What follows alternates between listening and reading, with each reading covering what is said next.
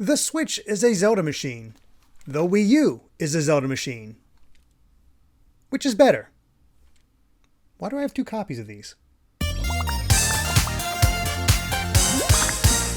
We're less than 100 days away from the release of Tears of the Kingdom, and if you're a Zelda fanatic, then that wait is likely agonizing. Sure, there are tons of other games coming out before then that you could spend your time with, but this is Zelda. You want to play Zelda.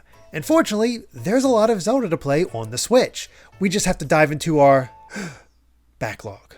After all, there's so much history of the series to enjoy on Nintendo's monolithic console/handheld hybrid. But, this all sounds really familiar. Say what you will about the Wii U, but it too was lauded as a Zelda machine in its time. So in this time of us versus them, it's time to stake a claim and declare once and for all which is the true Zelda machine. This is what waiting for highly anticipated sequels does to a person. Anyway, let's take a look at the stats. The Wii U had Virtual Console, which opened access to a bunch of classic Zelda games as long as you were willing to buy each individually. The Switch has NSO, which provides a wide selection of those classic Zelda games as long as you're subscribed to the annual service. Both have their place, and I'm not here to judge on that. Instead, let's look at what they both have. There's the original Legend of Zelda, Zelda 2, A Link to the Past, Ocarina of Time, Majora's Mask, and more recently for the Switch, the Minish Cap. It's an excellent selection just using those two services, but it's possible to go even further as the Wii U was backwards compatible with the Wii, making Skyward Sword a possible playable option, while the Switch got the HD version of that game. There's also Hyrule Warriors, one of the best spin-offs in the Zelda series. The Switch does have the Definitive Edition, which provides more content, but even without the extras, there's so much to do. Then, of course, there's Breath of the Wild, as it was the swan song of the Wii U and the cornerstone of the Switch's launch. Now, here's where it gets tricky. What are the Zelda exclusives for each console? Let's start with the Wii U and one that you may not have even realized was there, the Zelda Game & Watch game. After all, that was part of Game & Watch Gallery 4 on the Game Boy Advance. That said, with the arrival of the GBA on NSO's expansion pass, it's entirely possible this could come to the Switch eventually. Next are the two big ones, Wind Waker HD and Twilight Princess HD.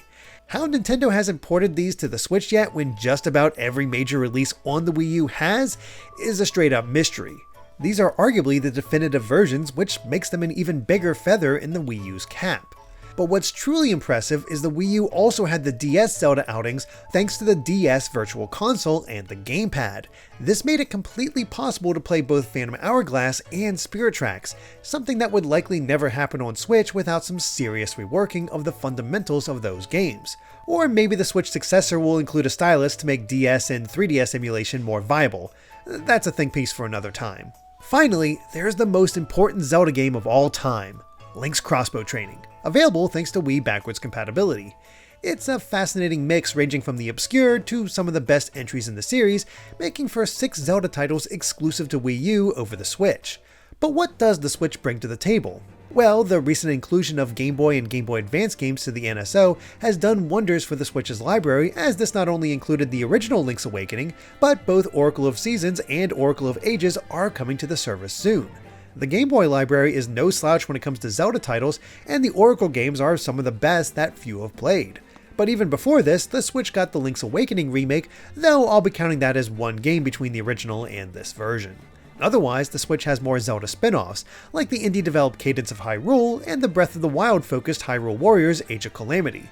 Both good if you want something a little different from your Zelda games. And finally, I'd be remiss if I didn't include the upcoming Tears of the Kingdom, meaning that both consoles have 6 exclusive Zelda games. In a pure numbers game, they're dead even. However, in terms of the games themselves, the Wii U might be better. After all, its exclusives include my favorite Zelda game of all time, The Wind Waker, as well as the beloved Twilight Princess. The inclusion of the DS Zelda games is pretty significant as well, plus there are the oddities of Zelda Game & Watch and Link's Crossbow Training. It's an eclectic mix that serves a wide variety of Zelda fans. As for the Switch, there's no denying the classic fun that the 3 Game Boy games provide, especially to those who might have missed them the first time around. Cadence of Hyrule is unique in its own way thanks to the rhythm mechanic and randomized layout for each playthrough. Then there's Age of Calamity, which might not be as all-encompassing as the original, but does scratch that itch for more Breath of the Wild content. I'd label the Wii U the clear winner if it wasn't for the fact that Tears of the Kingdom was on its way.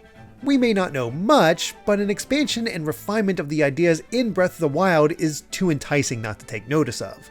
Really though, the incredible thing is that between the past 2 generations of Nintendo consoles, it's possible to play every single Zelda mainline game, excluding the multiplayer entries and A Link Between Worlds. But if we include the 3DS in this compilation, then the only exclusion is Four Swords Adventures for the GameCube. The original Four Swords was re-released on the console for a limited time, but unfortunately it's impossible to get anymore. It all goes to show that there's no better time to be a Zelda fan, though if you want to pick up the DS games on Wii U, you'll want to do that sooner than later as the online service will be shut down at the end of March. With any luck, Nintendo will keep making these games available to play, and hopefully they'll do the same for their other franchises. But which is the true Zelda machine to you? The Wii U or the Switch? Thanks for watching, and as always, please consider subscribing to Good Vibes Gaming, hitting the like button, and ringing that bell. We also have a Patreon at patreon.com/gvgaming with plenty of extra perks. Until next time, bye!